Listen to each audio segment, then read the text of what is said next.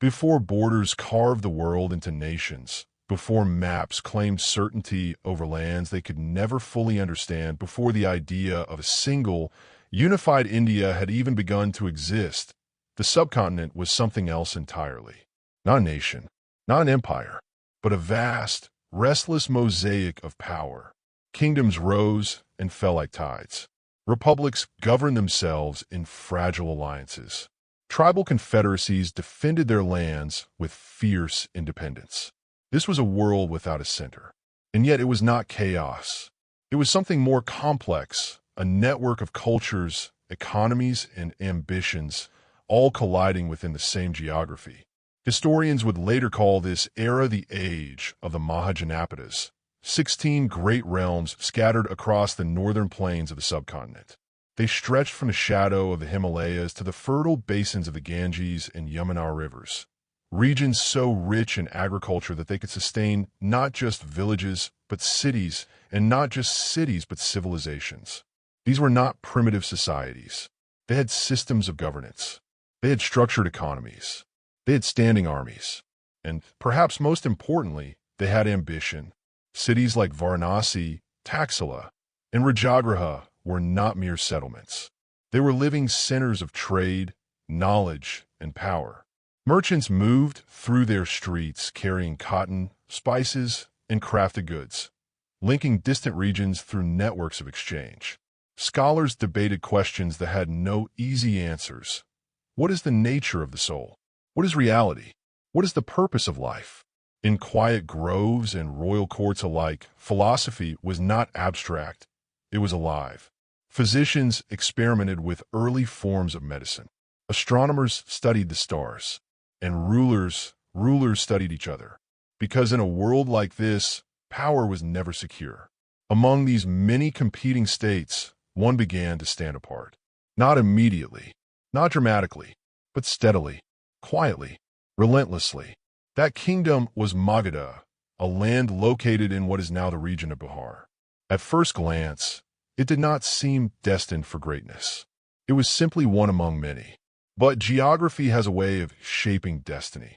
Magadha sat at a strategic crossroads, near the confluence of the Ganges and Sun rivers. This meant fertile soil, reliable water, and natural defenses. It also meant access to trade routes, access to movement, access to expansion. And beneath its soil lay another advantage: iron. In the ancient world, iron was not just a resource. It was power itself. With iron came stronger tools, better weapons, and the ability to build armies that could outmatch their rivals. Magadha understood this, and over time it began to use it. Through war, diplomacy, and strategic alliances, Magadha expanded its influence. Dynasty followed dynasty, each one building on the foundations of the last. The Haryanka dynasty laid the groundwork. The Shishanaga dynasty extended it. And then came the Nanda dynasty, the first to attempt something truly ambitious: unification. Under the Nandas, Magadha transformed from a powerful kingdom into something approaching an empire. Their founder, Mahapadma Nanda, expanded aggressively, absorbing neighboring territories, consolidating wealth, and building a military machine of astonishing scale. Ancient accounts speak of an army so vast that it seemed almost beyond comprehension. Hundreds of thousands of infantry, tens of thousands of cavalry, thousands of war elephants, living engines of destruction that could shatter enemy formations and crush resistance beneath their weight. It was power on a scale rarely seen before. So formidable, in fact, that even the soldiers of Alexander the Great, men who had marched across continents, defeated empires, and reached the edges of the known world, hesitated. When they heard of the Nanda army wading deeper in India, they refused to go further. But power alone is never enough, because an empire is not only built on strength, it is built on legitimacy. And this is where the Nandas faltered. Despite their immense wealth and military might, they were not universally respected. Some sources suggest they came from humble origins, perhaps even outside the traditional ruling classes. To the established elites, the nobles, the priests, the traditional power holders, This made them outsiders, and their rule did little to win hearts. Heavy taxation burdened the population. Harsh governance created resentment. Their treasury grew vast, but it was filled with the weight of discontent. And history has shown, time and again, that wealth gathered through fear is never truly secure. It is a foundation built not on stone, but on sand. Beneath the surface of Ananda Empire, something was beginning to shift. Resentment was spreading. Ambition was awakening. Opportunity was forming. And into this fragile, volatile world, two figures were about to emerge. One with a mind sharp enough to dismantle a dynasty. The other with the will to build something greater in its place. But before their story could begin, the subcontinent would be shaken by a force from the west. An invasion, swift, relentless, and unlike anything India had seen before. A young king was coming, and with him, an idea that would change everything. The world that the kingdoms of the Indian subcontinent had built for themselves was vast, complex, and deeply rooted in its own traditions. It was a world of competing powers, but it was also a world that had, for centuries, evolved largely on its own terms. That isolation, partial but significant, was about to be broken. In 327 BCE, from beyond the towering barrier of the Hindu Kush Mountains, a force began to descend into the northwestern frontiers of the subcontinent. It did not arrive slowly. It did not arrive quietly. It came with precision, discipline, and a reputation that had already reshaped half the known world. At its head was a king who had already become legend in his own lifetime, Alexander the Great. By the time he turned his attention eastward, Alexander had done what few before him had even imagined. He had overthrown the mighty Persian Empire, marched through Egypt where he was declared a god, and pushed his armies across deserts, mountains, and civilizations that had stood for centuries. His campaign was not simply expansion. It was momentum, relentless, almost unstoppable. To the Greek imagination, the lands beyond the Indus were a place of mystery and wealth. India was not just a destination. It was an idea, something distant, almost mythical, spoken of in terms of gold, strange customs, and philosophical depth. For Alexander, it was the next step. For his army, it would become something else entirely. The northwestern regions of the subcontinent were not unified. They were a patchwork of kingdoms and tribal territories, loosely connected and often divided. Some rulers, recognizing the scale of the force approaching them, chose submission. They offered tribute, allegiance, and cooperation, calculating that survival was worth more than resistance. Others chose to fight. Among them was a ruler who would become one of the most remembered figures of this encounter, King Porus. The confrontation between Alexander and Porus took place in 326 BCE on the banks of the Hydaspes River, known today as the Jhelum. It was not a simple battle. It was a test of two very different military systems, two different traditions of warfare, and two leaders who understood that the outcome would echo far beyond the battlefield.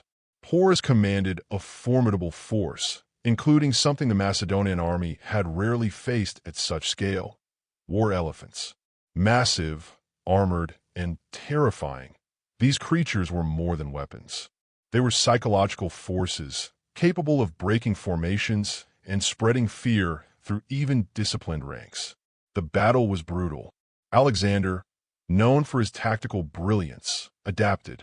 He maneuvered, divided his forces, and struck with calculated precision. The fighting was intense, prolonged, and costly. This was not one of his easy victories.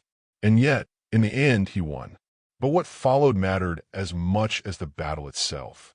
When Porus was brought before him, defeated but unbroken, Alexander did something unexpected. He did not humiliate him. He did not strip him of everything. Instead, he asked the question, how should a king be treated? Porus is said to have replied, like a king. It was an answer that revealed dignity in defeat. And Alexander, recognizing its value, restored Porus to his throne, not as a prisoner, but as an ally. This was not mercy alone. It was strategy. Alexander understood something fundamental, that ruling through respect could be more powerful than ruling through fear. A defeated enemy who retained honor could become a stable ally. A humiliated one would always remain a threat. But even a king like Alexander could not command everything. His army had followed him for nearly a decade. They had crossed continents, endured extreme conditions, and fought countless battles. They had reached what felt like the edge of the world. And now, beyond the rivers they had crossed, lay something even more daunting. The Empire of Magadha. The soldiers had heard the stories, the scale of its army, the number of its elephants, the depth of its resources. These were not rumors that inspired confidence. They inspired dread. When Alexander reached the Hyphasis River, modern-day Bios, his men refused to go further. It was not a moment of chaos. It was a moment of collective will. The army that had followed him everywhere simply said no. For perhaps the first time in his campaign, Alexander was not stopped by an enemy. He was stopped by his own soldiers. Reluctantly, he agreed to turn back. He would march south, then west, eventually returning toward Babylon. There, in 323 BCE, he would die at the age of just 32. His journey into the Indian subcontinent had been brief. He had not conquered it. He had not unified it. And yet, his presence had consequences that extended far beyond the years he spent there. The regions he passed through were changed. Local power structures were disrupted. Some kingdoms were weakened or destroyed. Others were reshaped through alliances and new administrative systems introduced by the Greeks. Garrisons were left behind. New forms of governance were briefly established. For a time, the Northwest experienced something it had rarely seen before, a model of centralized control over a large territory. It did not last long, but did not need to, because sometimes history is not changed by what endures, but by what is revealed. There is a tradition, recorded much later, debated by historians, that during this period, a young man from Magadha may have encountered Alexander or at least witnessed the effects of his campaign. His name was Chandragupta. Whether or not the meeting itself ever took place is uncertain. But the idea behind the story carries a deeper truth. Because what Alexander demonstrated was not just military strength. He demonstrated possibility. He showed that a single, unified command could sweep through divided kingdoms.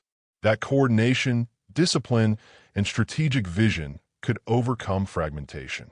For a land like India, divided into many states, each guarding its own power, this was a revelation. It suggested something radical, that the subcontinent did not have to remain divided, that unity was not just a philosophical idea, it was a practical one. Somewhere in that realization, whether directly or indirectly, a seed was planted, a seed that would soon find the right conditions to grow.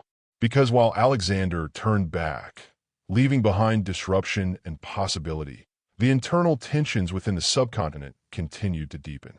The Nanda dynasty still ruled Magadha. Its wealth remained vast.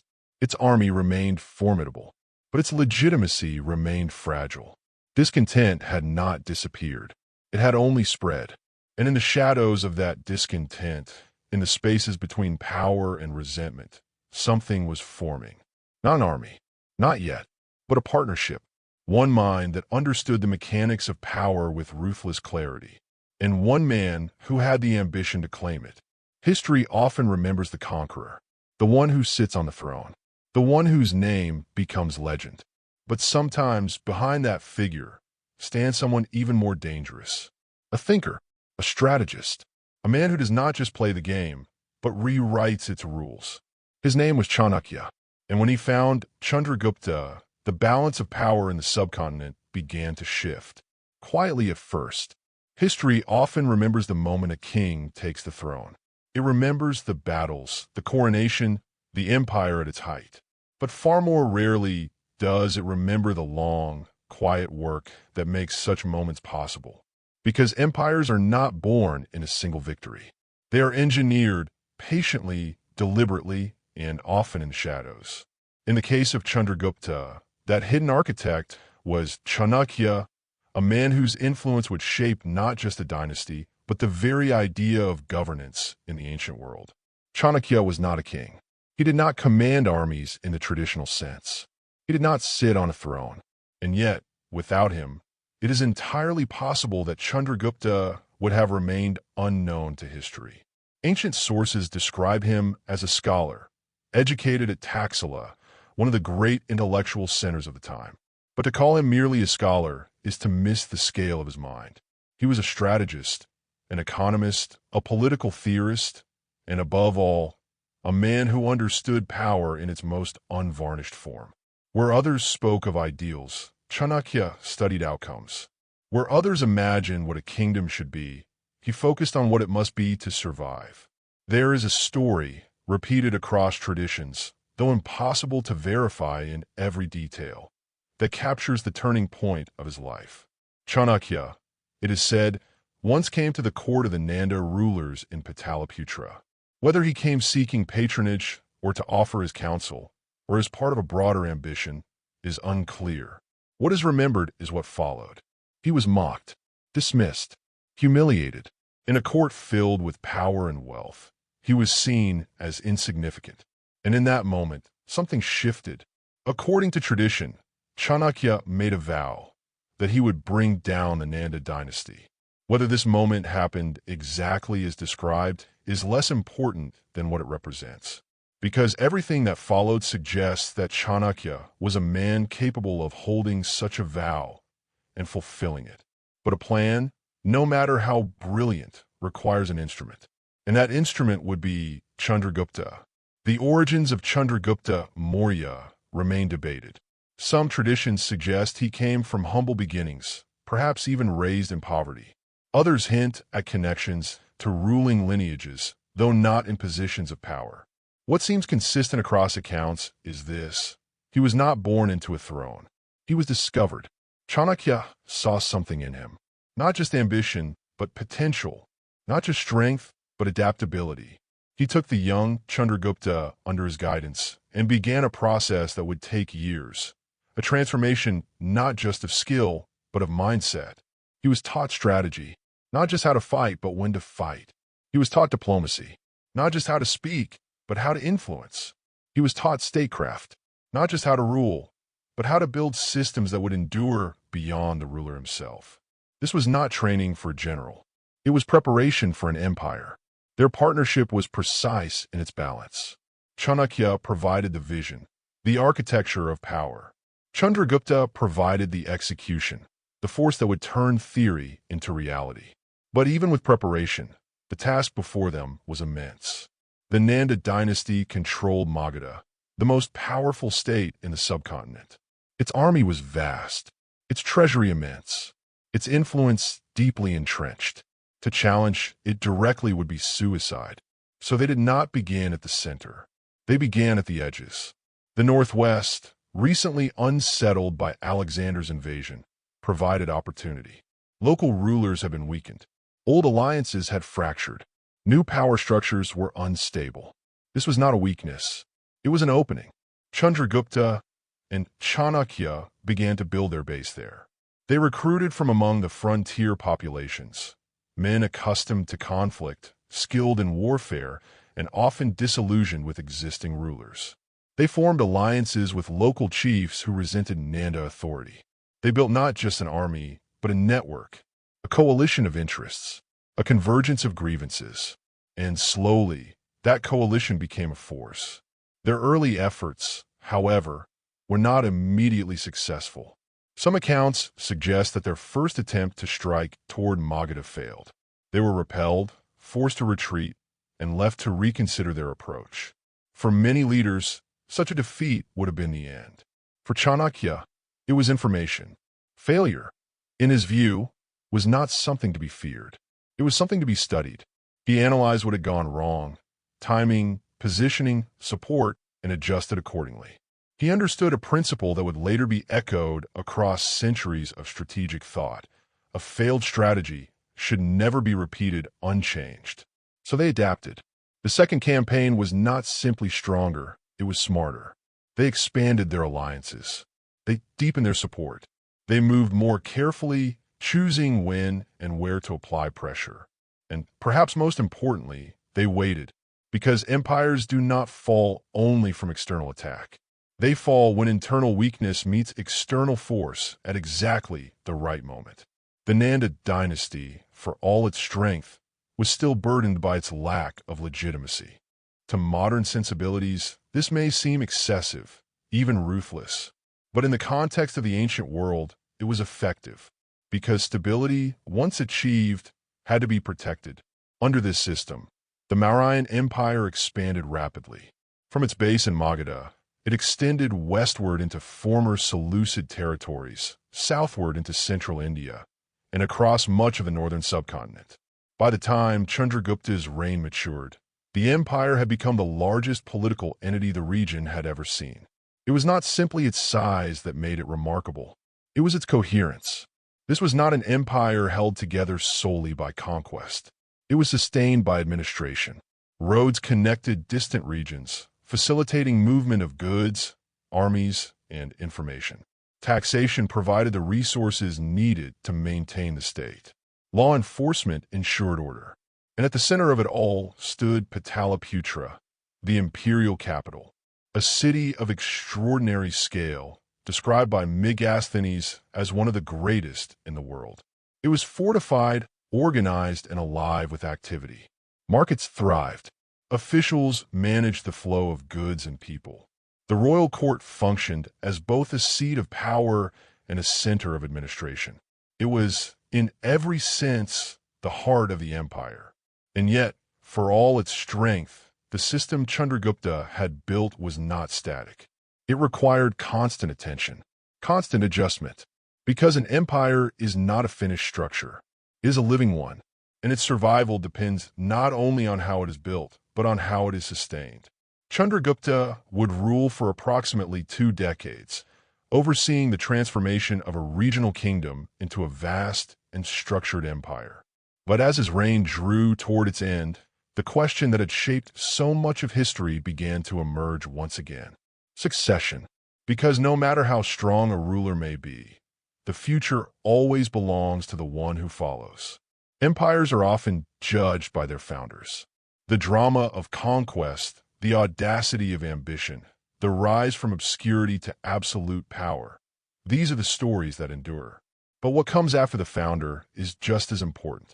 Because building an empire is one achievement. Sustaining it is another entirely. When Chandragupta Maurya stepped away from power, according to tradition, renouncing his throne and embracing a life of ascetic discipline, the vast structure he had created did not disappear. It passed into the hands of his son. His name was Bindusara. Compared to his father and his son, Bindusara exists in the quieter space of history. There are fewer stories about him, fewer dramatic moments preserved in collective memory. And yet, that silence can be misleading, because Bindusara did something that is often overlooked, but absolutely essential. He kept the empire intact. Ruling such a vast and complex state was no simple task.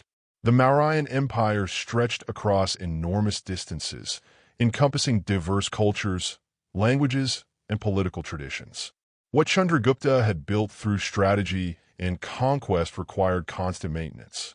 Bindusara inherited not just power, but responsibility. And by all available evidence, he managed it with competence. Greek sources refer to him as a Mitracates, a name often translated as slayer of enemies or destroyer of foes. Whether this reflects his actual personality or simply a title attributed to him, it suggests that he was not a passive ruler.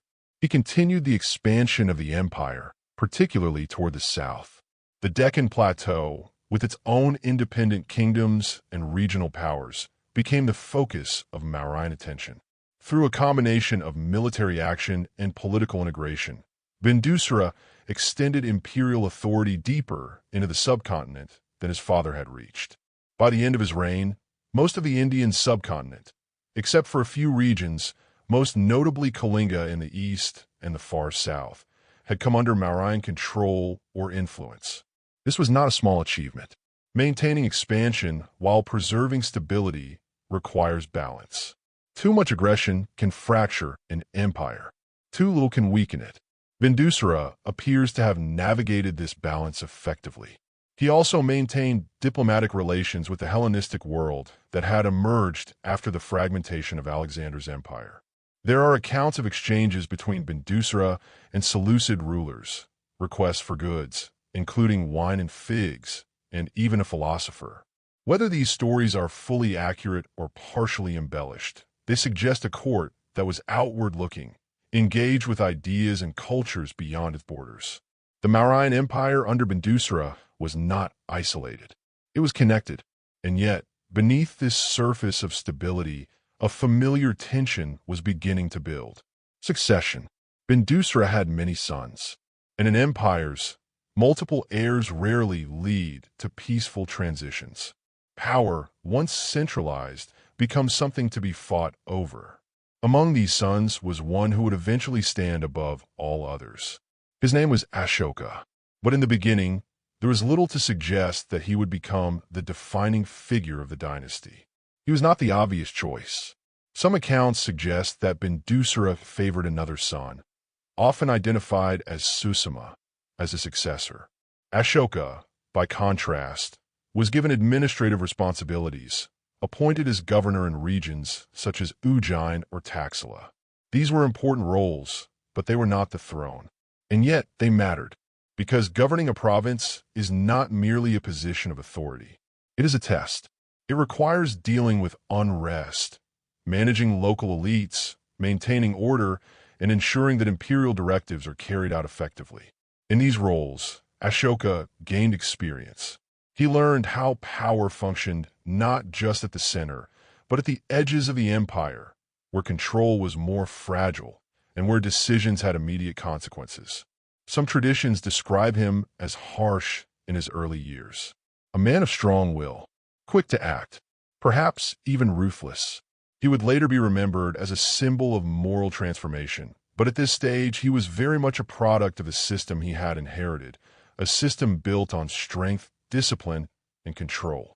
When Bindusara fell ill, the question of succession could no longer be postponed.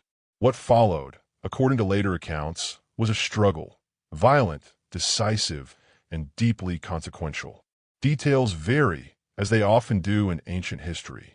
Some sources describe a prolonged conflict among the princes. Others suggest a more direct consolidation of power by Ashoka. What is consistent is this: Ashoka emerged as the victor, and his path to the throne was not without blood. Brothers were eliminated, rivals removed, opposition crushed. It was not unusual for the time, but it was significant because it shaped the ruler Ashoka would initially become. When he finally ascended the throne around 268 BCE, he did so not as a reluctant king, but as one who had fought for power and secured it. In the early years of his reign, there was little indication that he would be remembered as anything other than a strong and capable emperor in the Mauryan tradition. He continued the policies of his predecessors. He maintained the administrative system. He upheld the authority of the state. The machinery of the empire functioned as it had before, efficient, expansive, and firmly controlled. Ashoka was, by all accounts, an effective ruler. He managed a vast bureaucracy. He ensured the flow of revenue. He maintained the army and the infrastructure that connected the empire. Roads, communication networks, provincial governance, all continued under his watch. He was not a revolutionary at this stage. He was a continuation, a Mauryan emperor in full form. And yet, there remained one region beyond his control: Kalinga. Located along the eastern coast, Kalinga was not just another independent territory. It was strategically important, controlling trade routes that connected the interior of the subcontinent to maritime networks. For an empire that had already expanded so far, Kalinga represented both an opportunity and a gap. As long as it remained independent, it stood as a reminder that Mauryan authority was not absolute. For a ruler like Ashoka, that was not easily acceptable. The decision to conquer Kalinga was not impulsive. It was calculated, a logical extension of imperial ambition, and in many ways, it followed the pattern established by those who came before him. Expand, consolidate, strengthen. By every conventional standard of kingship in the ancient world, it was the right decision. And when the campaign began, it unfolded as such campaigns often did, through force, strategy, and overwhelming power. The Mauryan army moved against Kalinga with the full weight of imperial might. The outcome, in military terms, was clear. Kalinga was defeated, its resistance broken, its territory absorbed into the empire. By all traditional measures, it was a success. But history does not always turn on victory alone. Sometimes, it turns on what victory reveals. Because in the aftermath of the Kalinga War, something happened that would alter not just the course of Ashoka's reign, but the meaning of power itself. Victory, in the ancient world, was meant to be absolute. It was meant to be celebrated, recorded, immortalized in stone and memory. Kings waged war not only to expand their territories, but to affirm their strength, to demonstrate that their will could shape the world around them. Ashoka had done exactly that. The campaign against Kalinga had achieved its objective. The territory was conquered. Resistance was crushed. The empire had expanded once more, sealing one of the last major gaps in Mauryan control over the subcontinent. By every conventional measure, it was a triumph. But what followed did not resemble triumph. It began not with celebration, but with recognition. Because the battlefield of Kalinga did not disappear when the fighting ended. It remained, covered not in banners of victory, but in the cost of it. Tens of thousands lay dead. Many more were wounded. Entire communities had been uprooted, displaced, shattered. Families were broken. Cities disrupted. Lives reduced to absence. And for the first time in his reign, perhaps for the first time in his life, Ashoka confronted not the abstraction of conquest, but its reality. We know this not through distant chronicles or second-hand accounts, but through something far more direct. Ashoka spoke of it himself. Across his empire, he ordered inscriptions to be carved into rock faces and pillars, messages in his own voice, preserved in stone. These edicts are among the most remarkable records left by any ruler of the ancient world, because they do not merely proclaim victory. They reveal reflection. In what is known as the 13th Rock Edict, Ashoka describes the aftermath of the Kalinga War with a clarity that is almost unsettling. He records that 150,000 people were deported, that 100,000 were killed in battle, and that many times that number died in the suffering that followed. These are not the words of a ruler hiding from consequence. They are the words of a ruler confronting it. He does not frame it as necessary. He does not justify it as inevitable. He calls it sorrow, deep regret, and in doing so, he does something extraordinarily rare in the history of empire. He acknowledges that victory itself can be a burden. This moment is often described as a transformation, but it was not an instant change. It was a shift, gradual, profound, and far-reaching. Ashoka did not abandon his throne. He did not dissolve his empire. Instead, he began to redefine what it meant to rule. Before Kalinga, power had been expressed primarily through expansion and control. After Kalinga, it began to be expressed through restraint and responsibility. This did not mean weakness. It meant reorientation. Ashoka turned increasingly toward the teachings of Buddhism, a tradition that had already been present in the subcontinent for generations, but had never before been embraced so fully by a ruling emperor. Buddhism, as taught by Gautama Buddha, emphasized the nature of suffering, the impermanence of life, and the path toward liberation through ethical conduct, mindfulness, and compassion.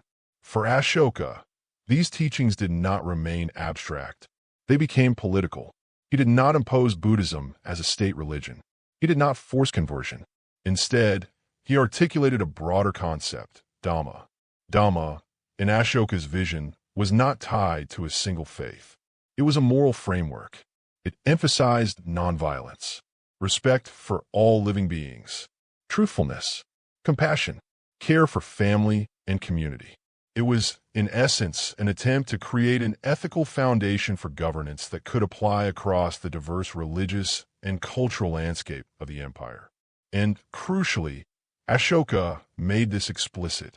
In his edicts, he urged respect for all religious traditions, whether Brahmanical, Jain, Ajivika, or others. He warned against elevating one's own beliefs by condemning those of others. For a ruler of such a vast and varied empire, this was not just philosophy. It was policy, because unity could not be maintained by force alone. It required something deeper, a shared understanding of how to live together. Ashoka began to implement this vision in practical ways. He appointed officials known as Dhamma Mahamatras, officers tasked with promoting moral welfare, resolving disputes, and ensuring that the principles of Dhamma were reflected in everyday life. He introduced measures aimed at reducing harm. Certain forms of animal sacrifice were restricted. Hunting was limited. He ordered the construction of hospitals, not only for humans, but for animals as well. He invested in infrastructure not merely for control, but for care. Along major roads, trees were planted to provide shade. Wells were dug to provide water. Rest houses were built for travelers. These were not grand monuments to conquest. They were quiet expressions of responsibility, and yet they were recorded with the same seriousness as any victory. Because for Ashoka, they represented a different kind of achievement, the transformation of power into something that could sustain rather than simply dominate. At the same time, the administrative structure of the empire remained intact. The bureaucracy continued to function. Taxes were still collected. Laws were enforced. Ashoka did not dismantle the machinery of the state. He redirected it. This balance is important to understand, because Ashoka did not become a ruler without authority. He became a ruler who sought to align authority with ethics. Whether this alignment was perfect is another question, but the attempt itself was unprecedented, and it extended beyond the borders of the empire. Ashoka's embrace of Buddhism led to its expansion on a scale it had never experienced before.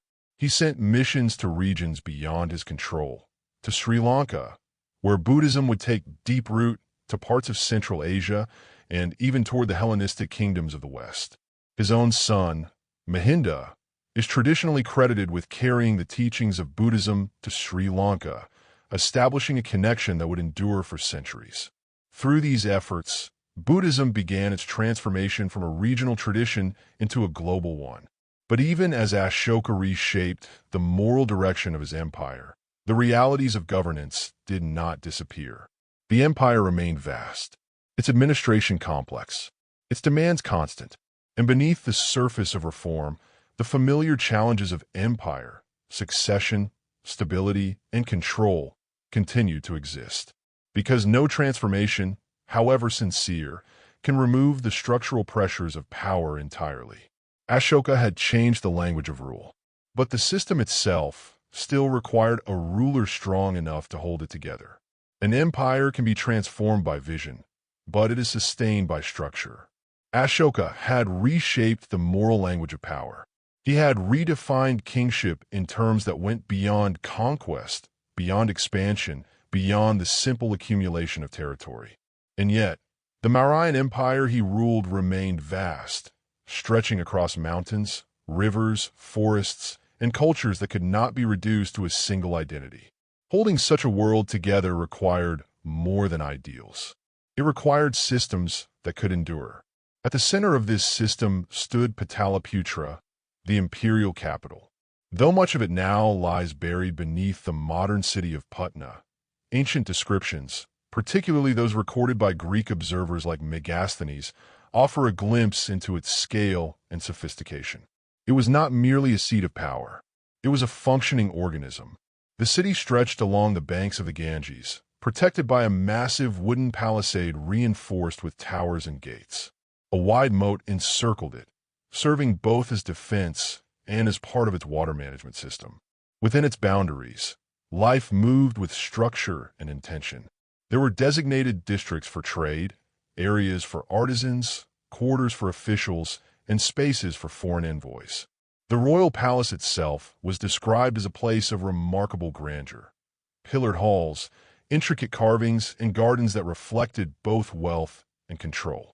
But the true strength of Pataliputra was not its appearance. It was its function. This was where decisions were made, recorded, and transmitted across the empire. From here, orders traveled along roads that connected distant provinces. Information flowed back through networks of officials, informants, and administrators. The capital was not isolated from the empire, it was integrated into it. And beyond the capital, the Mauryan system extended outward with careful organization. The empire was divided into provinces, each governed by appointed officials, often members of the royal family or trusted administrators.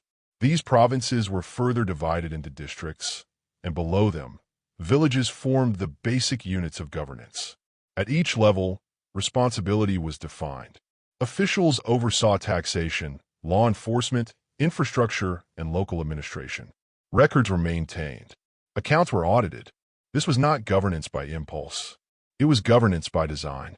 Taxation formed the backbone of the system. Agriculture, the primary economic activity of the empire, provided a steady source of revenue. A portion of the harvest was collected as tax, supporting the army, the administration, and the various public works that Ashoka had expanded. But the economy was not limited to agriculture. Trade flourished across the empire. Goods moved along well-maintained roads and through river networks, connecting regions that would otherwise have remained isolated. The Mauryan state played an active role in regulating this economy. Markets were supervised. Weights and measures were standardized. Certain industries, such as mining and salt production, were controlled directly by the state. This level of involvement ensured stability, but it also required constant oversight, because an economy of this scale does not regulate itself. And so, the system of administration extended into nearly every aspect of daily life. Urban officials were responsible for sanitation, road maintenance, and the organization of markets.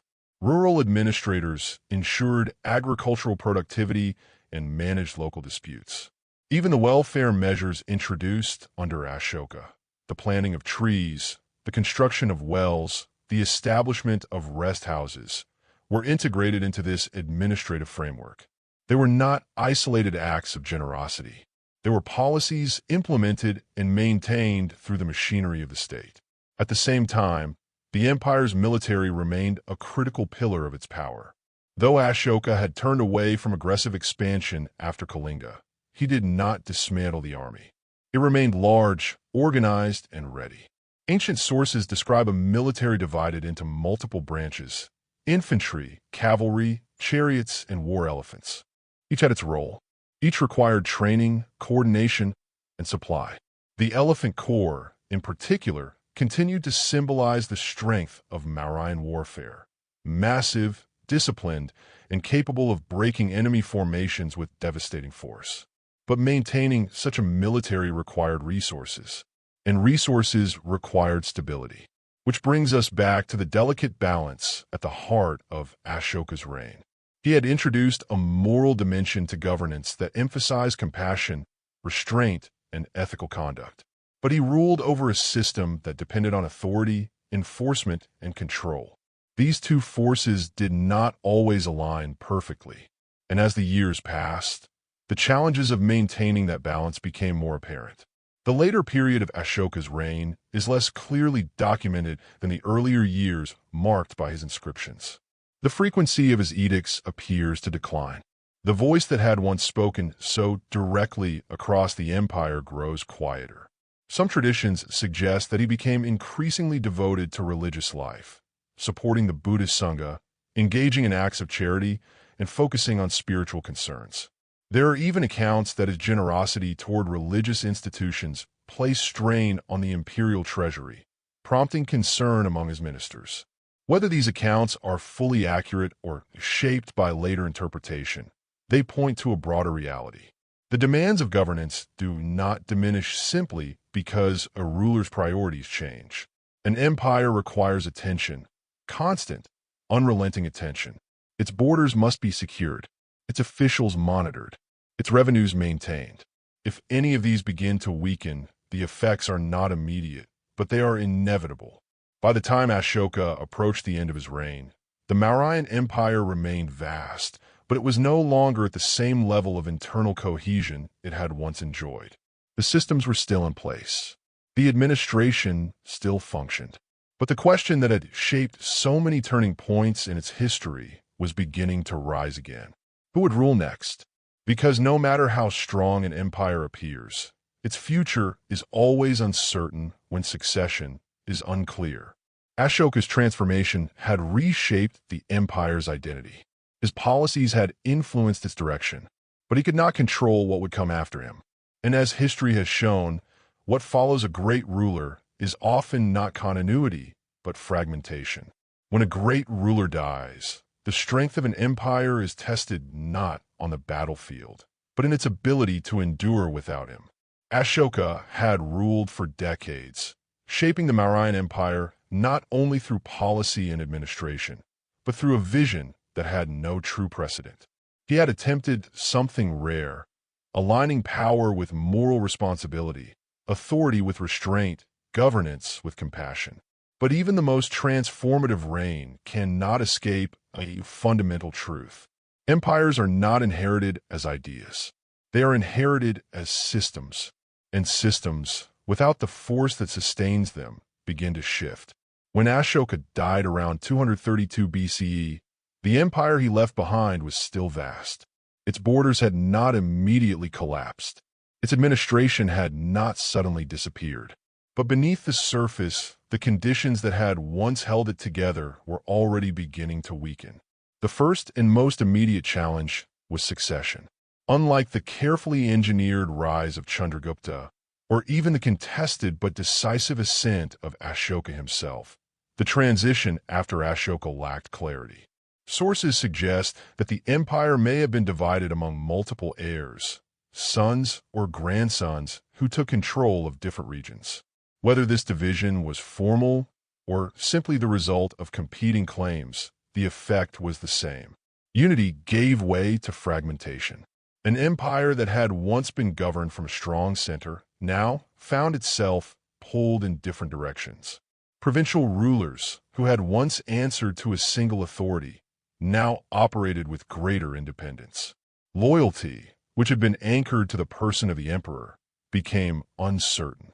And uncertainty in an empire of this scale is dangerous, because power does not remain empty.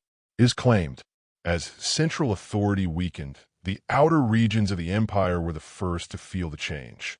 The Northwest, long a frontier of interaction with Central Asia and the Hellenistic world, began to slip from Mauryan control. Greek-descended kingdoms, often referred to as the Indo-Greeks, reasserted themselves in these territories, filling the vacuum left by the declining reach of the empire. In the Deccan, distance from the capital made governance more difficult. Local rulers, sensing the weakening grip of Pataliputra, began to assert greater autonomy. What had once been provinces began to resemble independent states once more. This was not a sudden collapse. It was a gradual unraveling. The administrative system that Chanakya had envisioned and Chandragupta had implemented was vast, but it was also demanding. It required consistent revenue.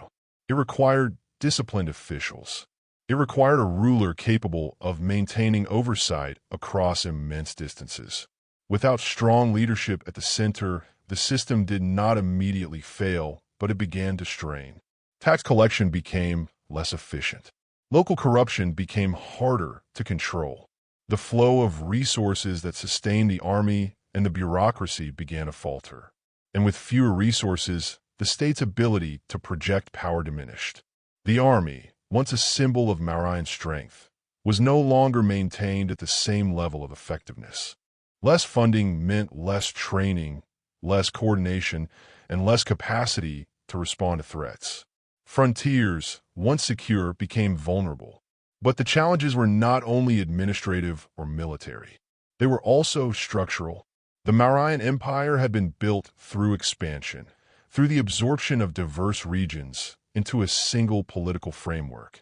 While Ashoka had attempted to unify this diversity through the concept of Dhamma, the underlying differences did not disappear. They had been managed.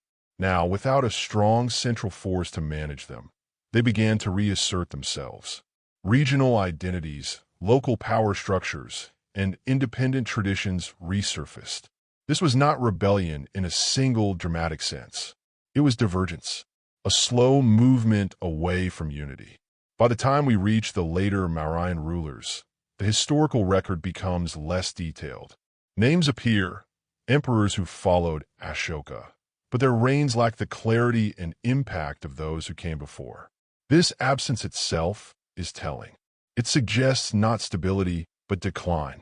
The final act of the Mauryan Empire came around 185 BC. The last ruler, Brihadratha, sat on a throne that no longer commanded the same authority it once had. The empire he inherited was diminished, its unity fractured, its strength reduced.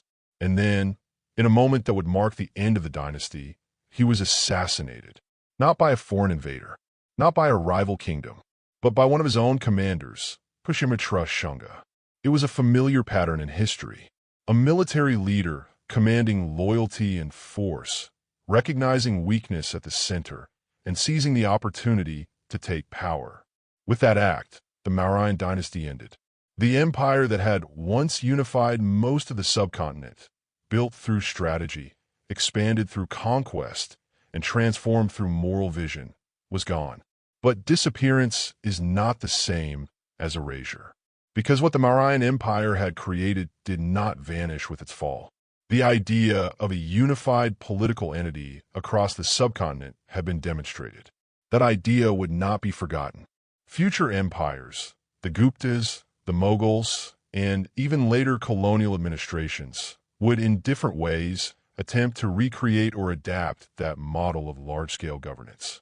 The administrative structures developed under the Mauryans, the use of provinces, the layered bureaucracy, the emphasis on infrastructure and communication, left a lasting imprint on how power could be organized across vast territories. And perhaps most significantly, the moral dimension introduced during Ashoka's reign did not disappear entirely. The notion that a ruler's legitimacy could be tied not only to strength, but to the welfare of the people. That governance could be measured not only by expansion, but by responsibility. These ideas, once expressed, do not easily fade. They persist, sometimes quietly, sometimes reshaped by new contexts, but always present beneath the surface of political thought. The Mauryan Empire had fallen. Some empires vanish so completely that they leave behind little more than ruins and questions. Their cities crumble, their systems dissolve, and their memory fades into fragments studied only by historians. The Mauryan Empire was not one of them. Its political structure collapsed. Its dynasty ended. Its territories fractured into smaller states. But what it had set into motion did not disappear. Because the true measure of an empire is not only how long it lasts, but how long its ideas endure. The Mauryan experiment had proven something that had once seemed uncertain, that the Indian subcontinent, vast and diverse as it was, could be governed as a single political entity. This was not an obvious conclusion. The geography alone, mountains, rivers, forests, and plains, created natural divisions. Languages differed. Cultures varied. Traditions evolved independently. And yet, under Chandragupta, Bindusara, and Ashoka, unity had not only been attempted, it had been achieved. That precedent mattered. It became a reference point for future generations, a demonstration that large-scale governance across the subcontinent was possible, even if difficult. Later empires would rise with this memory, whether consciously or not. The Guptas, the Mughals, and eventually even modern political structures would operate in the shadow of that early unification. But the Mauryan legacy was not only political, it was administrative. The systems developed during this period, layered governance, provincial administration, regulated taxation, infrastructure networks, provided a framework for managing complexity. They showed that power could be organized, not just imposed, that an empire could function not only through force, but through systems that sustained it. Roads built during the Mauryan period continued to influence trade routes for generations. Communication networks established to maintain imperial control became pathways for commerce and cultural exchange. Even the idea of state involvement in economic life, regulating markets, overseeing production, ensuring standards, left its imprint on how governance could interact with society. But perhaps the most profound legacy of the Mauryan Empire lies in something less tangible. An idea. The idea that power carries responsibility. Before Ashoka, imperial inscriptions across the ancient world followed a familiar pattern. They celebrated victories, glorified rulers, and asserted dominance. Ashoka's inscriptions did something different. They spoke of regret, of compassion, of ethical conduct. They addressed subjects not merely as people to be ruled, but as people whose welfare mattered. This was not modern democracy.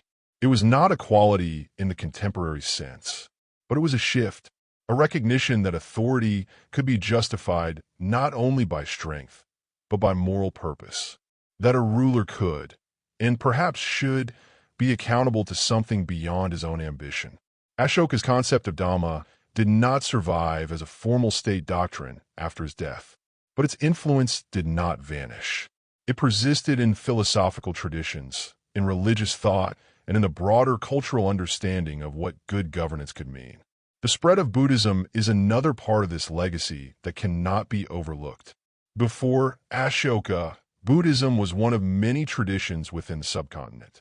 After him, it became something much larger. Through royal patronage, missionary efforts, and institutional support, Buddhism began to move beyond its place of origin. It took root in Sri Lanka. It spread across Central Asia. It traveled along trade routes into Southeast Asia. And in time, it reached China, Korea, Japan, and beyond.